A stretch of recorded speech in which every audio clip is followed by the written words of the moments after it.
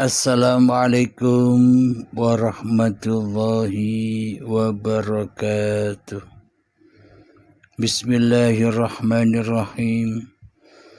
Ashhadu an la ilaha illallah wa ashhadu anna Muhammadar Rasulullah.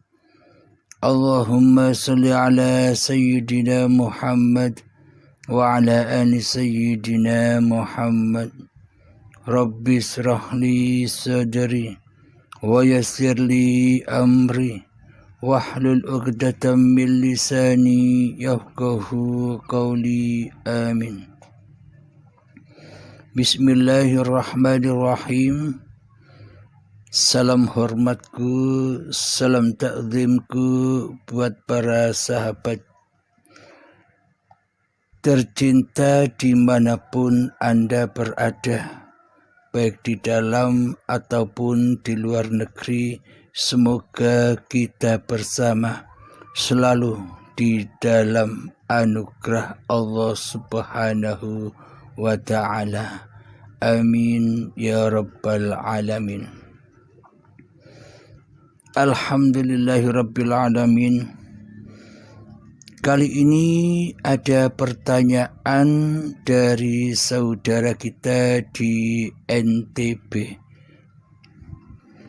Mari kita dengarkan bersama. Assalamualaikum warahmatullahi wabarakatuh.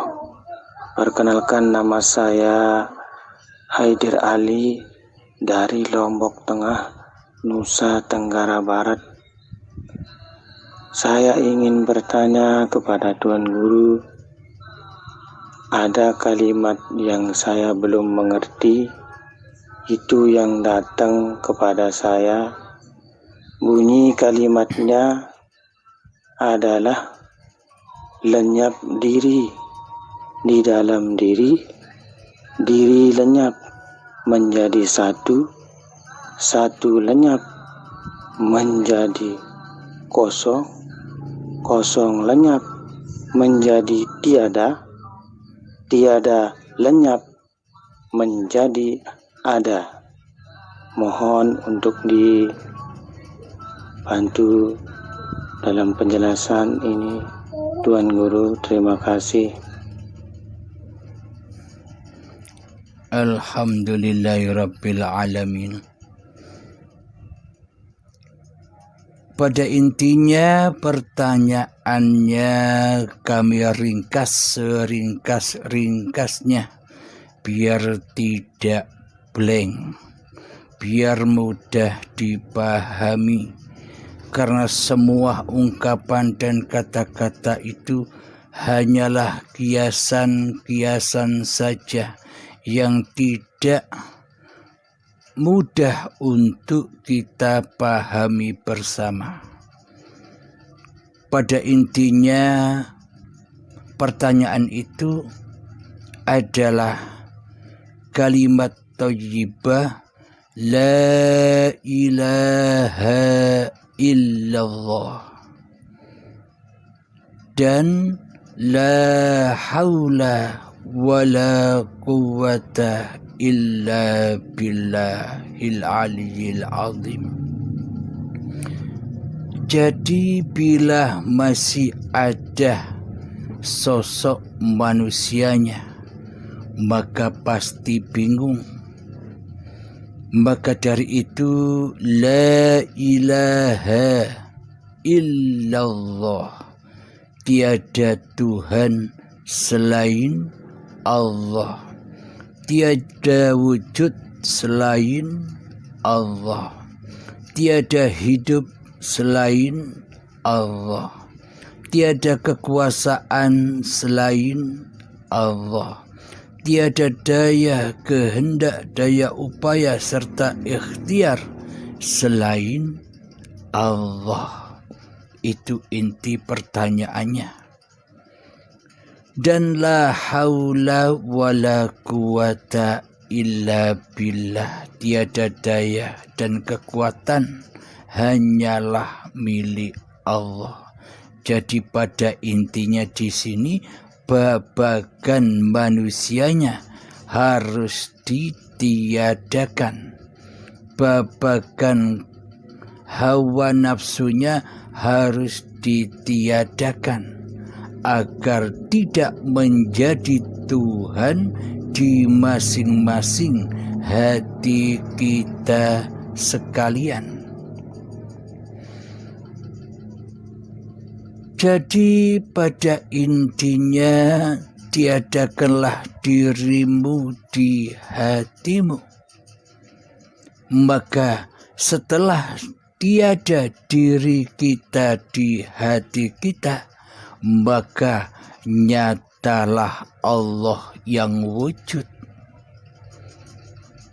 Namun apabila di dalam diri kita masih wujud diri manusia kita, maka selamanya kiasan-kiasan kata itu tetaplah gaib bagi diri kita. Selamanya kita tak akan pernah tahu kiasan-kiasan pertanyaan tadi. Dan sampai kapanpun kita tidak akan mengenal Allah. Bila Allah tiada, bila Allah gaib di hati kita. Jadi selama ini yang ada di hati kita hanyalah la ilaha illa ana. Tiada Tuhan selain aku, akunya hawa nafsu, akunya manusianya, akunya masih terkendali, terkuasai di dalam kerajaan hawa nafsu. Jadi akunya di sini masih akunya diri kita yang merasa ada, yang merasa wujud, yang merasa hidup, yang merasa berkuasa, yang merasa punya kehendak, daya upaya dan ikhtiar. Maka dari itu seluruh sifat-sifat yang tak berhak untuk kita sandang. Karena dari itu sifat-sifat yang selama ini kita sandang, maka persembahkan kembali kepada siapakah sifat-sifat itu dipergunakan. Jadi sifat-sifat itu hanyalah milik Allah.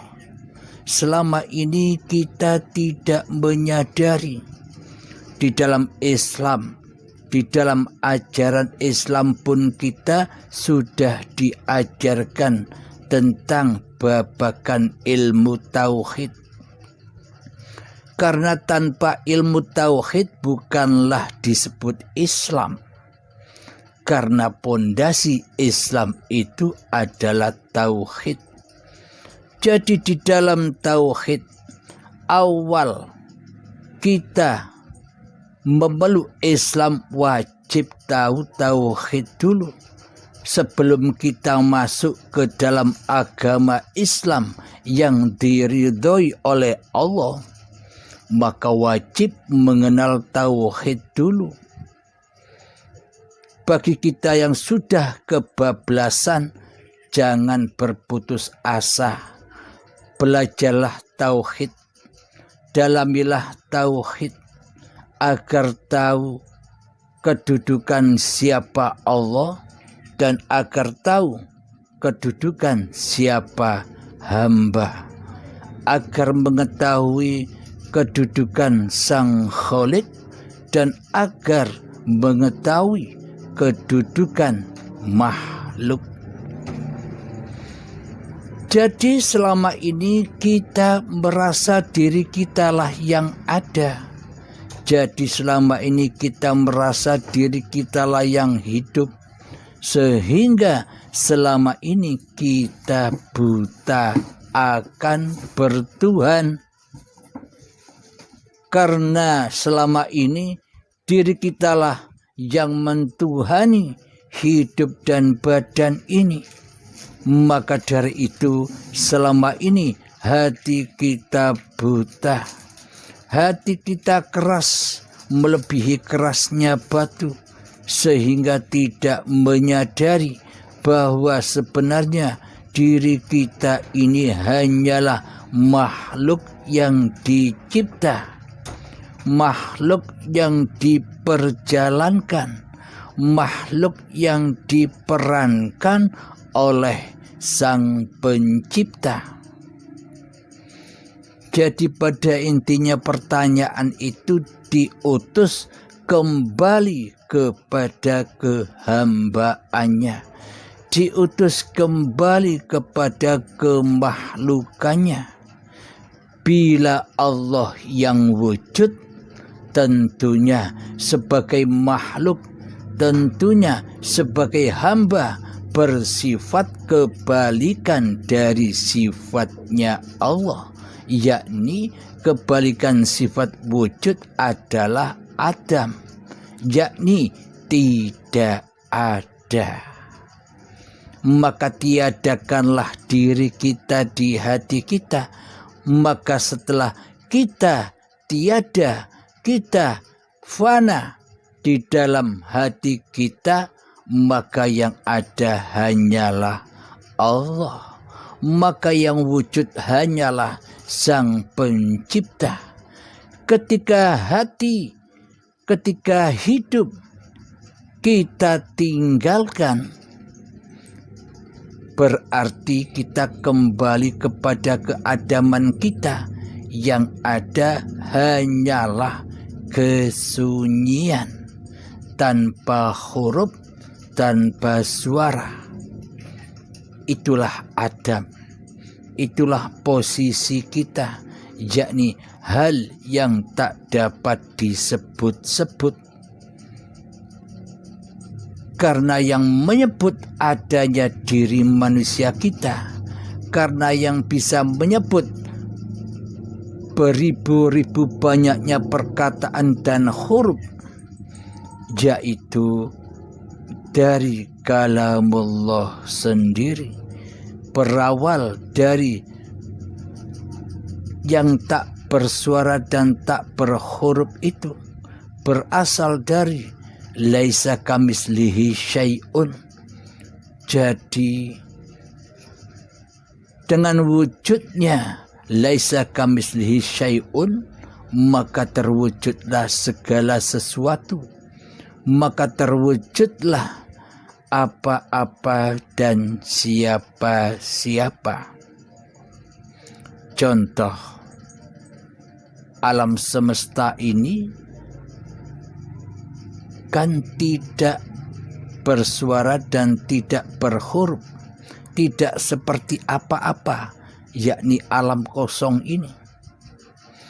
Alam kosong ini kan tak seperti apa-apa, tidak seperti apa-apa. Alam kosong ini pun ya ada di luar dan pula ada di dalam setiap makhluk, karena makhluk itu hanyalah ciptaan yang hidup. Jadi alam kosong inilah yang dimaksud hayatullah. Dengan alam kosong inilah, dengan hayatullah inilah, maka terciptalah segala sesuatu, maka terciptalah apa-apa dan siapa-siapa. Jika tanpa izin Allah, jika tanpa alam kosong, maka segala sesuatu takkan pernah ada, maka apa-apa dan siapa-siapa takkan pernah ada. Ketika mata kita terpejam, sudah tak kelihatan semua, sudah tak wujud semua, karena tiada alam kosong yang menghantar. Jadi adanya segala sesuatu dapatnya kita memandang segala sesuatu yang ada di hadapan kita karena ada Allah, karena ada alam kosong, karena ada izin Allah. Contoh, ketika kita melihat suatu benda, apapun benda itu, bisa gunung, bisa lautan, bisa hutan, bisa manusia, bisa mobil, bisa motor dan sebagainya yang ada di area kita berada. Kewujudan semua benda-benda, barang-barang, apa-apa dan siapa-siapa yang ada di hadapan kita, semua itu takkan pernah terwujud tanpa izin Allah. Jadi izin Allah itu jarak antara dari pandangan kita kepada apa yang kita lihat. Jarak. Nah, inilah yang dimaksud izin Allah. Tanpa izin Allah mereka semua tak ada. Dengan izin Allah lah maka terwujudlah segala sesuatu dan terwujudlah apa-apa dan siapa-siapa. Karena siapa mereka terwujud? Karena yang tidak seperti apa-apa dan yang tidak seperti siapa-siapa. Siapa dia? Dialah Allah. Izin Allah, wajhullah, alam kosong inilah yang dimaksud hayatullah, yang ada di luar dan yang ada di dalam segala sesuatu, di luar dan di dalam segala apa-apa dan siapa-siapa. Jadi pada intinya seluruh makhluk itu sudah ada di dalam alam kosong ini, sudah ada di dalam hayatullah. Jadi contoh begini, ketika tanpa izin Allah, yakni tanpa adanya alam kosong, apakah saya bisa bergerak, berdiri, duduk, berjalan? Nah, semua itu terjadi kan karena izinnya alam kosong, karena izinnya hidup. Jadi tanpa alam kosong tak akan ada segala sesuatu. Tanpa alam kosong takkan terwujudlah apa-apa dan siapa-siapa, karena semuanya terwujud karena adanya alam kosong. Contoh lagi, coba ibaratkan kita dipendam di dalam tanah. Setelah dipendam tak ada sedikit pun ruang kosong yang ada meliputi diri kita. Dan setelah itu dikubur. Nah, apakah ada siapa-siapa dan apakah ada apa-apa di dalamnya? Karena di dalamnya sudah tidak ada ruang lagi, maka fanahlah kemanusiaannya. Tiadalah kemanusiaannya. Karena manusia sudah kembali ke alam keadamannya, yakni tanah. Jadi dari tanahlah Allah menghidupi cikal bakal badan ini, sehingga diperjalankan terus menuju buah-buahan atau tumbuhan, buah-buahan, sayur, padi, kemudian dimakankan oleh alam kosong kepada calon kedua orang tua kita, hingga menjadi sperma dan sel telur, menjadi gumpalan darah, menjadi gumpalan daging, menjadi janin dan menjadi bayi. Semua proses itu terjadi karena adanya alam kosong. Makna ilmiahnya karena adanya oksigen, maka akan ada suatu perkembangan demi perkembangan. Jadi tiadakanlah diri manusia kita, tiadakanlah hidup manusia kita, tiadakanlah kekuasaan diri manusia kita melebihi Sang Pencipta. Selama ini kan seolah-olah kita sebagai Sang Pencipta daripada yang dicipta. Seolah-olah di dalam hati kita sebagai penguasa daripada yang dikuasai. Maka dari itu seluruh ayat-ayat Allah kita akan buta, tidak akan bisa menyaksikan ayat-ayat Allah, baik yang ada di luar diri maupun yang ada di dalam diri.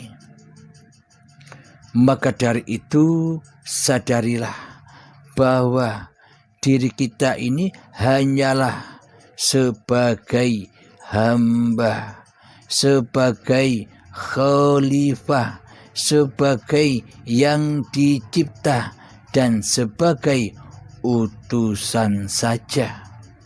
Di dalam surat Yasin ayat ketiga, innaka laminal mursalin, sesungguhnya engkau adalah seorang utusan.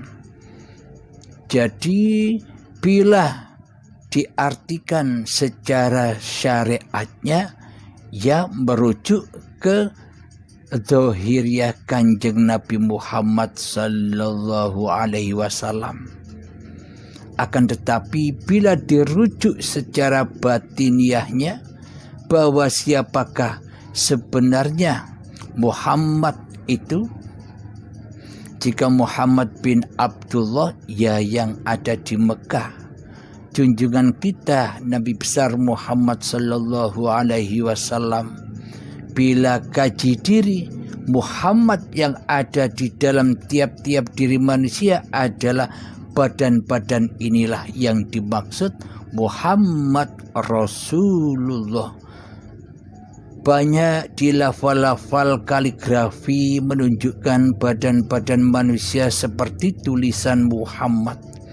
Jadi hakikat Muhammad yang ada pada diri setiap manusia adalah badan-badan yang diutus oleh hidup, yang diutus oleh Allah, yang diperjalankan, yang diafalkan oleh Allah sejak dari tanah hingga menjadi bayi sampai saat ini, hingga kembali kepada asal usulnya lagi, yakni tanah. Jadi sebenarnya hakikatnya kitalah utusan Allah ini secara batiniahnya. Maksudnya utusan Allah itu kita hidup bukan dengan hidup manusia kita sendiri.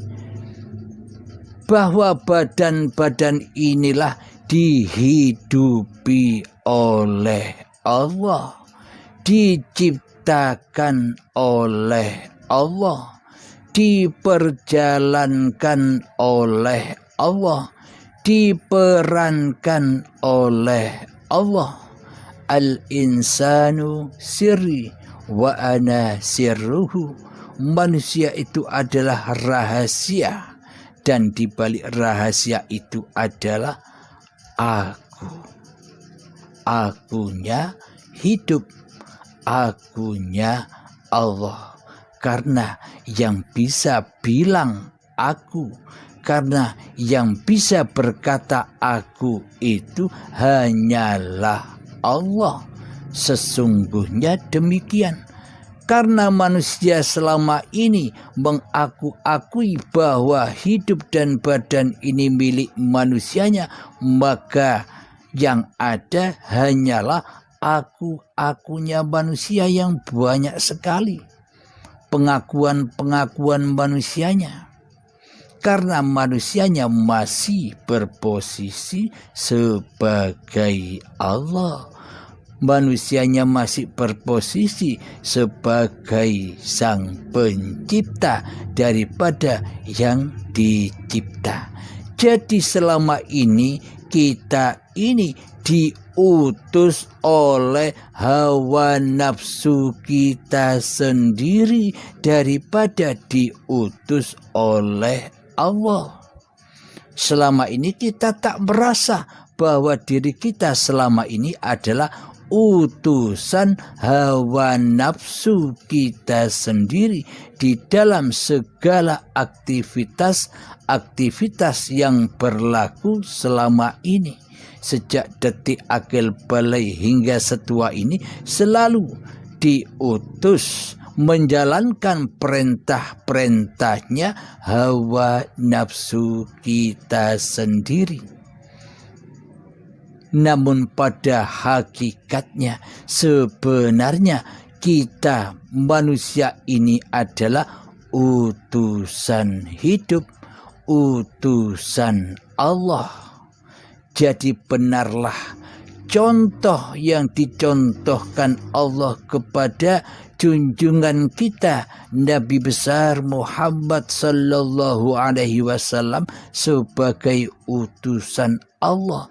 Bila kita mencontoh seperti manusia yang termulia, yakni Kanjeng Nabi Muhammad sallallahu alaihi wasallam, mencontoh di dalam babakan keadaan hatinya, babakan keimanannya, babakan ketauhidannya, babakan keadaan hati Kanjeng Nabi Muhammad sallallahu alaihi wasallam, maka kita menjadi umatnya Kanjeng Nabi Muhammad sallallahu alaihi wasallam. Karena kita mengikuti langkah, mengikuti apa yang dilakukan oleh Kanjeng Nabi Muhammad sallallahu alaihi wasallam. Jadi itulah kondisi hati Kanjeng Nabi Muhammad sallallahu alaihi wasallam. Jadi utusan secara zahir, ya utusan sebagai manusia, yakni para nabi dan para rasul sebagai utusan Allah, dan yang batin pun juga ada utusan juga. Di dalam hati kita siapa yang menjadi Tuhan? Allah kah ataukah diri manusianya? Bila yang jadi Tuhan di dalam hati kita masih hawa nafsu kita sendiri, maka tentunya semua berlaku diutus oleh iblis dan setan. Maka semuanya akan batal. Maka semuanya kasebut kemungkaran, persekutuan di sisi Allah. Bila tidak menjadi utusan Allah, agar menjadi utusan Allah, ya wajib beriman seperti imannya para nabi dan rasul. Jadi apa? Hati selalu mentauhidkan Allah daripada mentauhidkan hawa nafsu kita sendiri. Hati selalu mengesahkan hidup daripada mengesahkan badan. Inilah keadaan hati orang-orang yang dikasihi oleh Allah. Semua tergantung masing-masing hati kita semua. Bila kita sudah menyadari semua kesalahan-kesalahan yang kita lakukan selama ini, maka mohon ampunlah kepada Allah dengan sungguh-sungguh memohon ampunan. Yakni sadarilah kezaliman hati kita selama ini, agar kita terentas dari lembah neraka menuju lembah keselamatan, yakni al-jannah. al-jannah maknanya ya ayyatuhan nafsul mutmainnah, hatinya sudah tenang dari yang selain Allah. Alhamdulillahirabbil alamin. Bagi yang bertanya, semoga jawaban yang terpapar ini bisa memuaskan hati yang bertanya. Alhamdulillahirabbil alamin. Akhirul kalam. Rabbana atina fid dunya hasanah wa fil akhirati hasanah wa qina adzabannar. Rabbana atina fid dunya hasanah wa fil akhirati hasanah wa qina adzabannar. Rabbana atina fid dunya hasanah wa fil akhirati hasanah wa qina adzabannar. Wa sallallahu ala sayyidina Muhammad wa ala alihi wa sahbihi wa sallam. Walhamdulillahi rabbil alamin. Assalamualaikum warahmatullahi wabarakatuh.